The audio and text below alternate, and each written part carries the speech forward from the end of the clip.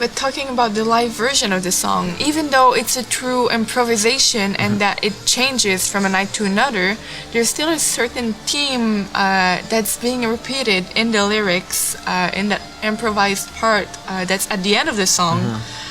And I would like for you to tell us more a little bit about them. There's one of them that comes back really often, where you say, "And I'm crawling on the floor, banging at your door." What does that represent?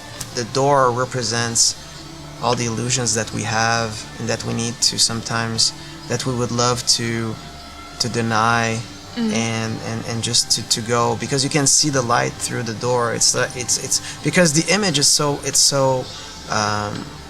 there's a lot of undertone. There's not a lot of words, but you can close your eyes and imagine and envision the scene. You're crawling on the floor and you can see the lights through a door, which means that you're in the complete dark, and you can see a little bit of something that attract you, and you're reaching out to it, and you keep crawling and crawling, because as much as you're crawling, you realize that it's the further it goes. And it's almost unreachable, if not. And then you realize that there's a different dimension to it, that you need to understand why you're in that state. And then it goes from, I want to be the one, and not the one in terms of like being number one, but being like complete. I want to be acknowledged. I want to feel something that will define who I am, or will lead me to understand the nature of who I am. And then you keep crawling and crawling, and then suddenly, as you're acknowledging what you want to touch, then you found yourself at the door, but still it's closed, and you need to and you're knocking at the door, and you're screaming through the door, but still there's no answer. Still there's no way to get in. And does it, because you say, "I've been banging at your door and I saw your halo through the door," so does it mean that you have to wait for somebody else to take action to open the door? Do you need someone else to intervene in your life in order to get to where you want to go? But sometimes what's behind the door, it's yourself. And I think that's the thing. It could be, for some, it could be like a greater entity. It could be God, could be friends, could be a lover, but it could be yourself as well. That's another perspective.